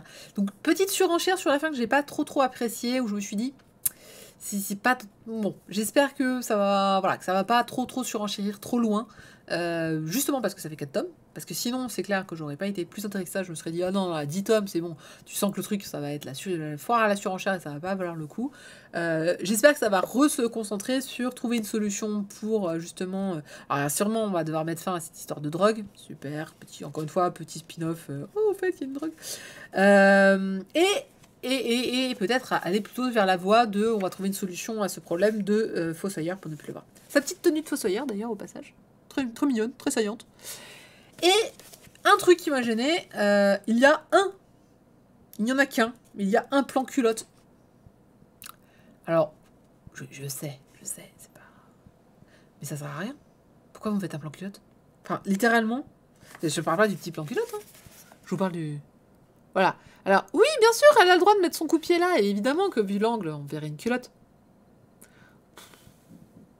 Faut arrêter de faire des trucs comme ça. Ouais, pour la dentelle, exactement. Mais... Voilà. J'espère qu'il n'y en aura pas d'autres, j'espère que ça invitera pas... Ah oui, non, il n'y avait pas que le plan culotte. Oui, non, j'avais oublié ce plan-là. Alors, il y a un... Je vous avais dit que c'était un petit peu horreur. Alors voilà, vous avez oublié ce petit plan. Il y a un plan qui m'a saoulée. Parce que... Enfin, c'est pas saoulé, mais ça m'a fait peur pour la suite. C'est juste ça. Alors, je vous le montre, mais c'est... Voilà, je vais vous le montrer très rapidement. C'est le plan de fin, mais c'est pas très grave. C'est juste pour vous rappeler que ça va être un manga d'horreur. Donc oui, ce sont des gens avec des... Enfin, c'est des robots avec des hachoirs et c'est 2 gens attachés. Donc, première chose, c'est vraiment là, on est dans le style horreur pure, alors que ça n'était pas le cas dans les autres... Alors bien sûr que c'est horrifique, on parle de possédés, on a pas mal de monstres, on parle d'un gamin qui doit couper la tête à son père. Évidemment, il y a ce côté un peu horreur de ce niveau-là. Mais là, on rentre plus dans un type saut. Il y a un côté malsain, en fait, qui est arrivé dans les dernières planches. Malsain et petite culotte. Et je me suis dit... Ça gâche tout, c'est dommage, c'était bien parti. Et là, en 2 planches, alors c'est vraiment les 2 dernières. Voilà, il y a ce truc où je me dis, mais déjà, pourquoi ils sont à moitié à poil? Ça sert à rien dans l'histoire. Bon, et après, alors, vous avez vu, il y a une fille et un garçon, hein, c'était pour montrer qu'il n'y avait pas que la fille. Mais franchement, je me suis dit, ouais, c'est dommage, il y a un petit côté, et puis ça faisait très malsain. Ça faisait vraiment hyper malsain, alors que c'était pas le but de la manœuvre, je me trouvais. Ouais, voilà, c'est ça, exactement. Donc, bon, c'était très inspiré de Saw, tout simplement. Donc voilà, donc un bon début, mine de rien. Deux, trois petits détails sur la fin où je me suis dit, il me gâchez pas tout, s'il vous plaît. Ça serait bien, parce que c'était bien parti. Il n'y avait pas de raison d'en mettre plus. Ouais, alors le côté mécanique, c'est vraiment la seule planche où tu l'as. Hein. Sinon, il n'y a pas, il y avait pas.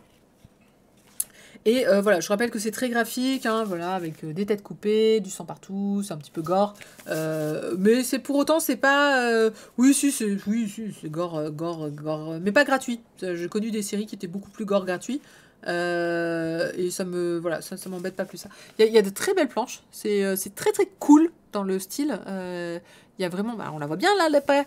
Il y a vraiment un côté cool que j'ai bien aimé, que je trouvais très chouette. Donc là, le duo entre le servant et notre jeune héros Fossoyeur.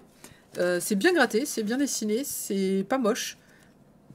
Mais voilà, il y a eu des moments où je me suis dit, c'est... L'ambiance change sur la fin, j'ai pas compris. Mais pourquoi pas, voilà. Donc c'est Le Fossoyeur, 4 tomes série terminée chez Komiku. Ouais, fait très ouvre-boîte, on est tous d'accord. Traduction de Masaya Morita et lettrage de Studio Charon qui avait fait également donc Dear Call. Sorti le 29 avril et premier tome le 1er juillet. Voilà, merci Komiku, hein, en général. Alors c'est rare que Komiku fasse dans ce style-là, mais comme ils avaient fait déjà Pygmalion il y a quelques années, je crois que c'est 2017 Pygmalion. Est-ce qu'il a des pouvoirs le mec? Ah bah il voit des... Si, non, alors, il voit des esprits. C'est pas donné à tout le monde de voir des esprits. Il y a une histoire de malédiction qu'on ne connaît pas encore, que son père avait. Je suppose qu'en fait, son père avait un esprit. Vu qu'il s'est fait posséder tout de suite, il avait un esprit en fait qui était contenu en lui, qui, je pense, lui donnait certains pouvoirs. Je ne sais pas s'il a récupéré, mais normalement, il devait le transmettre. Donc voilà, comme il est mort, je ne sais pas si ça s'est transmis finalement. Et puis on vous explique que, oui, il est très très fort. Il y a une belle raison pour ça, hein, il s'est entraîné, mais il est aussi très très fort. Voilà. Donc c'est pas si mal, ça fait un bon petit mélange hein, pour faire un... Pas un super-héros, mais bon, on est bien. On va parler maintenant d'une réédition extrêmement attendue. C'est le moment où vous devez rester tous. Merci. Banana Fish, la réédition, on va en parler, même si j'ai pas reçu le service presse. Je l'attendais tellement. Panini, pourquoi? Banana Fish de Akimi Yoshida. Non, j'attendais, parce que je crois qu'il y avait des trucs, il y avait la fiche, je voulais la fiche qui allait. Il s'agit de la réédition donc d'un manga extrêmement génialissime en 19 tomes, qui est une réédition en 10 tomes. On est sur des tomes doubles, qui vaut 16 €. Hein, oui, ça vaut beaucoup, mais belle réédition. Bah, c'est la perfecte édition, hein, donc c'est vrai que c'est joli. Mais je trouve quand même que ils valent tous 16 €, je l'ai déjà dit pour Eden, je trouve ça un tout petit peu cher. C'est vrai que j'aurais plus préféré que ce soit un tranche des 14 €. On a un vernis sélectif que vous voyez avec, voilà, oh ça brille, c'est beau, le vernis sélectif. Alors il n'y a pas que ça, il y a une cible en fait, vous avez une cible ici qui est sur le jeune homme et vous avez donc des impacts de balles sur le banana fish. Ça cale bien un meuble, oui, effectivement. Alors, banana fish. J'ai mis juste Laurence Berlingar hein, pour la traduction parce qu'ils m'ont encore écrit. Ah oui, il y avait ça aussi dedans. Il y avait écrit lettrage acrobate. Et on va arrêter d'écrire acrobate sur les lettrages, je pense. Je ne pense pas que ce soit une personne. Oh, papier de source responsable. C'est bien ça. Donc, Banana Fish est un très très vieux manga. Pourquoi? Parce qu'il est sorti il y a fort longtemps chez Panini. Et à l'époque, il était sorti donc sur un fameux papier jaune. Oui, vous l'avez bien écouté. Le manga entier était sorti en fait sur un papier complètement jaune. Donc une impression noire sur jaune. C'était très bizarre. Mais pour autant, le manga n'a pas eu le succès escompté. Pourquoi? Parce que peut-être parce que c'est un shoujo et qu'on sait que les shoujo ça a du mal à fonctionner. Peut-être parce que le style graphique est un petit peu vieillot et que ça n'a pas accroché. Parce que c'était pas très connu, je ne sais pas. Alors que franchement, tout le monde vous dira que c'est une série géniale. Et puis que du coup, les séries se sont vendues à des fortunes sur eBay. J'ai d'ailleurs jamais essayé de l'acheter parce que je suis pas folle. Non, mais c'est parce que j'espérais bien une réédition un jour. Et donc, c'était pour concurrencer les pages jaunes. Et non, je crois que je les ai achetés en américain, les miens. Je dois avoir la série anglaise, du coup, ayant raté celle de Panini d'époque. Je sais pas pourquoi je l'avais pas acheté, d'ailleurs, c'est un peu stupide de ma part. Je peux pas tout acheter, c'est pas possible. Donc voilà. Ah non, mais il y a eu des expériences hein, dans les mangas. Il y a eu des trucs un petit peu bizarres, quand même. Et donc voilà, la réédition tant attendue par beaucoup de fans, et j'espère vraiment que vous allez vous donner la chance au produit, s'il vous plaît. Même si graphiquement il est encore plus daté qu'avant, hein, puisque quand même il date un petit peu. Je crois qu'il date de 1987, mais j'ai un petit doute, attendez, bougez pas, je regarde. 2018, ah bah oui, non, je vais avoir la parfaite édition, mais j'aurai pas le truc. Mais je crois que c'est les années 80. Donc, ouais, mais c'est Candid Tom, tout va bien. Et puis, franchement, t'as de quoi lire quand même là. Alors, de quoi ça parle? On est sur une enquête polar, ambiance polar. On est aux États-Unis, de toute façon. Alors, ça commence pas aux États-Unis, en fait, l'histoire commence dans la guerre d'Indochine, du Vietnam. En fait, on est dans la guerre du Vietnam. On est dans les années 80. Voilà, c'est sûr. Non, 70. Oh, c'est beau, ça, je connais pas du tout mon histoire. Bref, la guerre du Vietnam, vous voyez comment c'est vieux, hein, c'est beau. Je pense Schwarzenegger, je pense plein de films de guerre. Et on a en fait un attroupement américain qui regarde un bombardement au loin. Et là, l'un d'entre eux arrive, c'est Griffin. Et Griffin, en fait, a les yeux un peu vitreux, sort son arme et va tuer tous les gens dans la pièce. Donc 3 soldats avant de se faire lui-même tirer dessus. Et semble avoir complètement perdu la tête. Et la seule phrase qu'il va dire, c'est « J'ai vu Banana Fish ». Des années plus tard, on est à New York. On va suivre Ash. Ash, c'est le garçon que vous voyez en couverture. Ash est un jeune, en fait, qui est chef de gang, réputé pour être un très très bon tireur. Et un soir, il va surprendre 2 jeunes de son gang en train de tuer quelqu'un. Et il va tomber nez à nez avec la victime, et la victime va lui dire Banana Fish. Et lui va faire quoi? Mais comment tu connais Banana Fish? Et là, la personne lui remet en fait un truc, une petite cartouche avec dedans une poudre.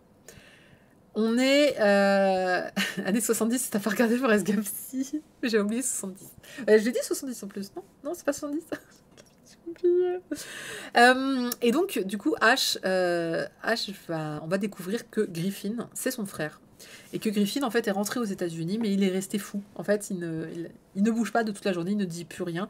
Et dans ses rares accès de démence, il va dire le mot banana fish. Donc, Ash, en fait, il enquête un petit peu sur savoir ce qui s'est passé. Et donc, il va confier un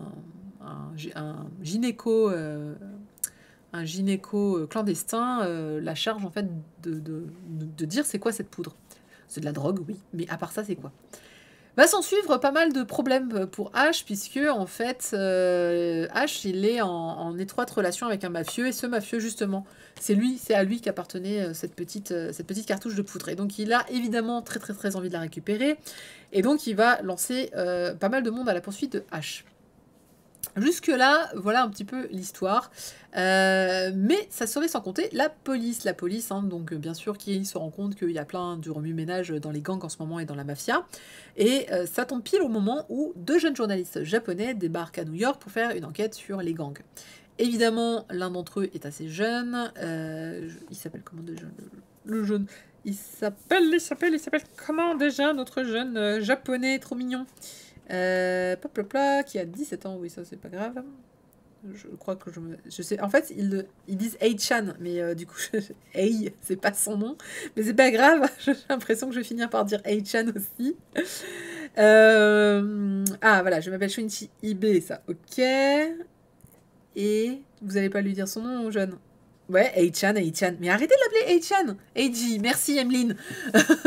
Donc, Eiji, j'étais là, c'est Ei comme quoi. Eiji va rencontrer Ash dans un bar pour lui poser des questions parce qu'il est journaliste, ils veulent faire en fait un reportage sur les gangs. Et c'est le moment évidemment où va tomber tous les gangs en fait les uns sur les autres. Eiji va se faire kidnapper avec un jeune aussi qui était très ami avec Ash. Et vont être utilisés en otage pour, pour demander à Ash finalement de restituer la fameuse poudre. c'est le moment en fait où va commencer un peu le choix d'Eiji, d'aider Ash, parce que Ash va vraiment un peu se sacrifier, pas se sacrifier, mais va vraiment risquer sa vie pour que Eiji puisse en sortir sain et sauf. Ash va être emmené en prison et en fait démarre vraiment l'enquête de... en fait tout est lié, c'est un peu tout est lié. Parce qu'en prison il va retrouver la personne qui a tiré sur son frère quand il était au Vietnam, qui va lui parler justement aussi de Banana Fish. Tout le monde se demande c'est quoi Banana Fish, est-ce que c'est une personne? Donc voilà, Orange Cassidy qui dit est-ce que c'est une drogue? Oui, est-ce que c'est une drogue? Est-ce que c'est une personne? Est-ce que c'est un clan? Est-ce que voilà, donc beaucoup de questions vont se poser, peu de réponses dans ce premier tome, hein, évidemment, puisque c'est que le début de l'enquête. On est vraiment dans l'ambiance polar américain, ambiance vraiment des films des années 80-90. J'en ai plein en tête. Même qui veut la peau de Roger Rabbit, c'est un peu cette ambiance-là aussi. On va avoir pas mal de personnages, ça se lit vraiment comme du petit lait. C'est vraiment hyper simple, vraiment voilà, de lire ce titre, c'est très impressionnant. Et de voir la relation donc, que Ash et Eiji vont construire pour justement trouver la solution et savoir qu'est-ce que Banana Fish. Puisqu'en fait, tout tourne autour de Banana Fish. C'est une banane poisson, mais oui, évidemment, Midine. Alors, il vous précise d'où vient le mot Banana Fish à un moment dans le manga, je ne vais pas vous le dire, mais si vous le savez d'avance, bravo, c'est que vous êtes lettré, puisque effectivement, c'est une référence à un roman. Je n'en dirai pas plus. Qu'est-ce qui fait la force de Banana Fish? Déjà, c'est déjà le personnage de Ash. Le personnage de Ash, il est impressionnant. Bon, il a un passé pas facile qui est raconté dans le tome 1. On vous explique comment il est devenu chef de gang. Il a une dégaine et il a un caractère qui, évidemment, il tape sur tout le monde d'abord, il cause ensuite.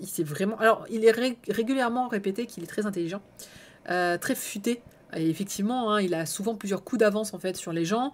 Il a plusieurs stratégies en tête, ça c'est évident. Donc il se laisse jamais prendre au dépourvu malgré son jeune âge, je crois qu'il a 19 ans. Donc c'est très impressionnant parce que c'est dans plein de scènes en fait on va croire que ça va mal se passer pour lui, mais en fait il a tout anticipé à chaque fois. Il a vraiment plusieurs coups d'avance, c'est très sympa à lire.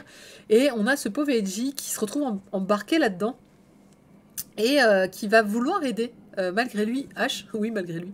Non, c'est pas malgré lui, mais dans le sens où c'était pas prévu. Lui, il devait juste faire son reportage et rentrer au Japon. Et en fait, il va vraiment rester dans le coin. Il va essayer de l'aider alors qu'il n'y connaît absolument rien, ni en gang, ni en rien. Il va se faire embarquer dans toutes les emmerdes du monde. Et H va pas à chaque fois le sauver, mais bon, H va vraiment tout faire pour arriver à ses fins, quitte à utiliser aussi un petit peu Eiji. Hein, il fait pas ça gratuitement non plus. Donc on est parti pour 10 tomes d'enquête, 10 tomes de rebondissement, 10 tomes de beaucoup de galeries de personnages. Graphiquement, c'est pas si daté que ça, je pense que vraiment... un peu quand même, parce qu'il faut... Voilà, le manga est assez ancien. Pour autant, ça s'y, encore une fois, extrêmement facilement. Ça n'a pas l'air comme ça, mais j'étais bluffée par la fluidité. Enfin, vraiment, il y a des titres de cette époque-là que je lis beaucoup moins vite que ça. Celui-là, je l'ai enchaîné, mais vraiment, j'essaie de trouver si on a d'autres planches. Ah, c'est pareil, c'est pas un manga que je vais vous dire, il est beau. Je vais pas vous dire comme dans Fossoyeur qu'il y a de belles planches, ou comme dans Souvenir de...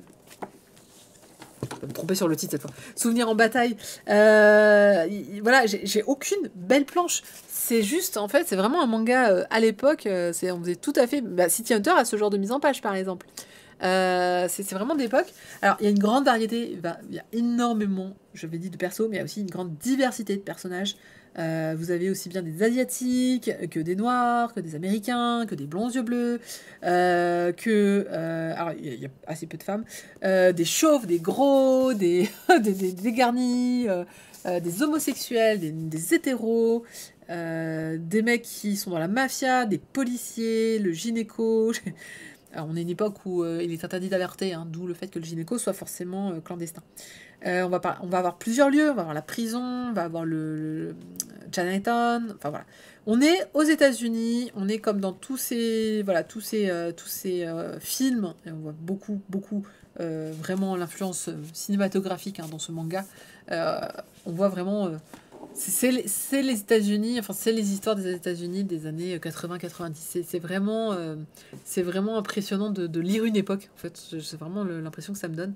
Alors si vous aviez aimé, à la même époque, Panini avait sorti New York, New York, que je vous recommande énormément, qui est l'histoire d'un flic et de son compagnon. Et c'est juste génial. C'est leur vie. Effectivement un peu autour aussi de voilà d'un tueur en série, de pas mal de choses. C'est la même époque tous les deux et les deux font partie de mes must-have absolus que je relis chaque année religieusement tellement c'est exceptionnellement bien. Je me rappelle plus du tout la fin de Banana Fish. En fait, je me souviens très très bien des premiers tomes, 4 premiers, 5 premiers, et je me souviens plus du tout de la suite. Ça se demandait si je l'ai lu. J'avais dit que j'avais les tomes américains. Je crois que c'est Tokyo Pop qui avait sorti ça, je me rappelle plus. Et en fait, si ça se trouve, il y a beaucoup de mangas que j'ai jamais lu la fin. En fait, je le dis souvent, hein, mais quand j'aime beaucoup, beaucoup, beaucoup un manga, je ne lis jamais la fin.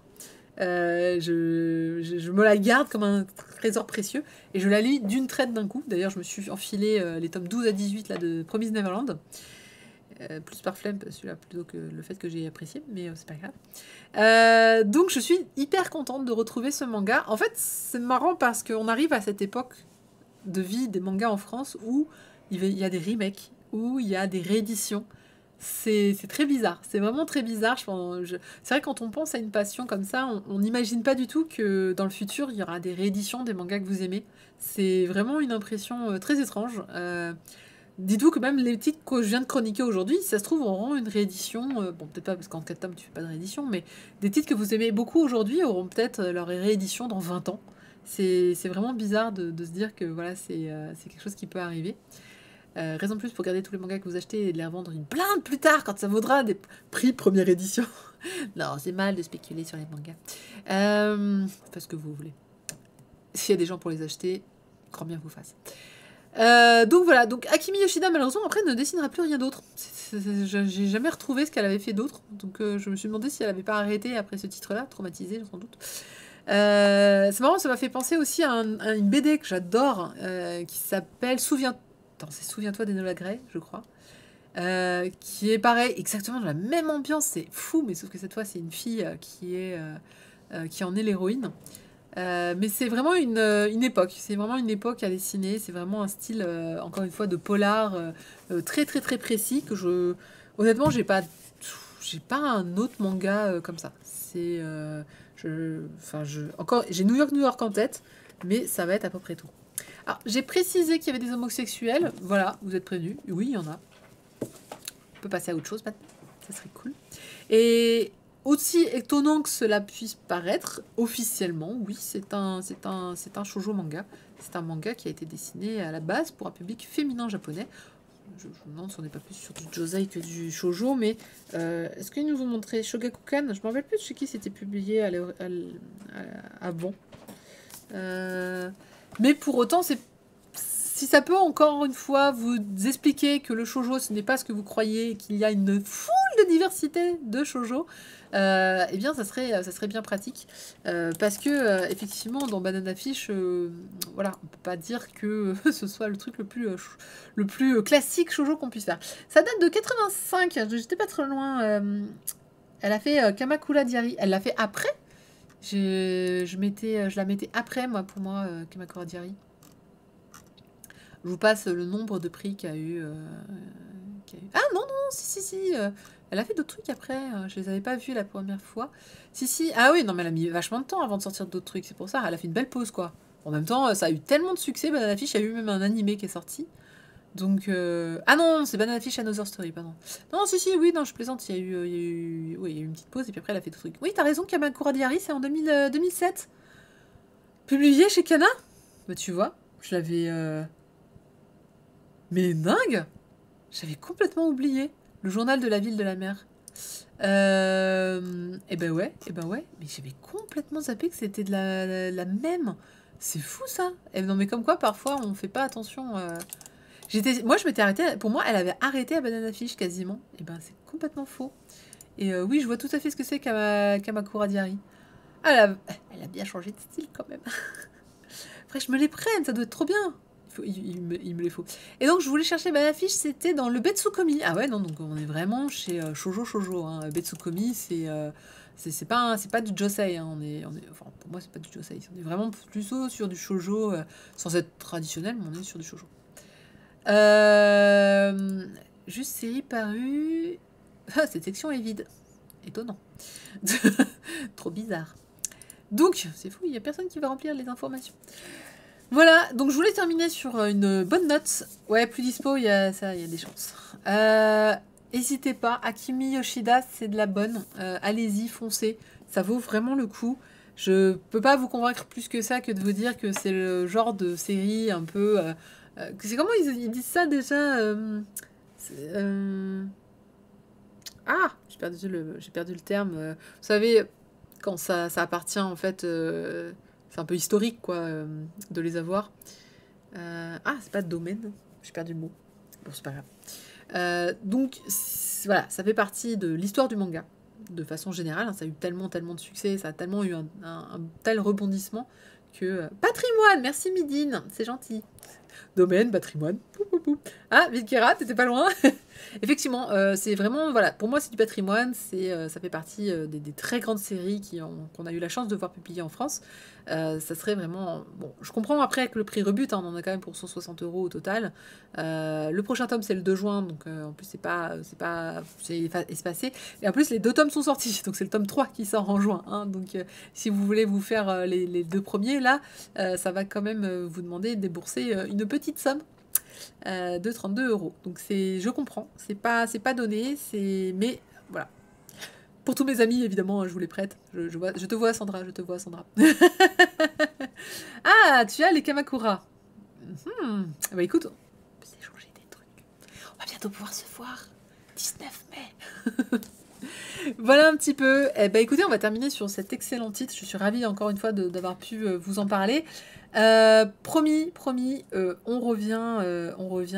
reviens très prochainement avec des streams. Là, je disais, j'essaie de reprendre le rythme un petit peu plus d'équerre, de me remettre dans les choses. Donc j'espère que vendredi, j'aurai bien mon stream sur les séries en cours. Vous les voyez derrière moi, il y a pas mal de choses qui sont arrivées. Promis vendredi, bah oui, j'ai promis. Et je sais plus pourquoi, mais j'espère faire aussi, j'espère toujours en faire entre temps, mais ça tombe bien, j'ai acheté des nouveaux jeux, donc je vous les ferai découvrir. Je pense que je ferai des petits streams découvertes prochainement dans la semaine. Voilà, normalement c'était le jeudi, on va essayer peut-être reprendre les jeudis découvertes. Je sais que c'était quelque chose que vous aimiez bien. Avec le confinement, encore une fois, les choses ont été un peu bousculées depuis un an. Donc on reprend tranquillement un vrai rythme et puis pourquoi pas reprendre les jeudis découvertes en jeu vidéo dans le canapé et non pas sur mon... Mais en fait c'est parce que c'était tout un truc à installer sur lequel vous vous rendez pas compte, hein, mais tout le salon là c'était compliqué. Et puis peut-être revoir Chocho, hein, je sais qu'il vous manque aussi un petit peu. Il est parti pour regarder une vidéo de 6 heures sur PowerShell, on le reverra pas avant minuit ce soir je pense. Mais il pense à vous, voilà. Je vous souhaite à tous et promis je vais aller chez le coiffeur là parce que regardez-moi ça. C'est long. C'est long, je sais plus quoi en faire là. C'est hyper long. C'est long de tous les côtés, regardez. Je pourrais faire un autre style. Hein. Ouais, vous avez raison. Faut que j'aille. 21h, toujours 21h. 21h, le temps que la petite souris se couche, en fait. Pour pas que... Et elle aimerait beaucoup. Donc je vous tease un peu, mais... Je prépare une chronique avec ma fille parce qu'elle a énormément envie de vous faire une chronique de son manga préféré. Je ne sais pas encore ce qu'elle veut faire, comment elle veut le faire. Mais elle vous fera une chronique. Je pense que je vais l'enregistrer. Je vous la passerai en enregistrement parce qu'elle se couche. C'est trop tard pour elle, 21h, donc elle ne pourra pas vous le faire en direct. Voilà, plein de bonnes choses qui arrivent. Je vous souhaite à tous du coup. Je vais mettre. Oh, c'est moche comme ça. Je vous souhaite à tous une très bonne soirée. À bientôt. Et bonne nuit à tous.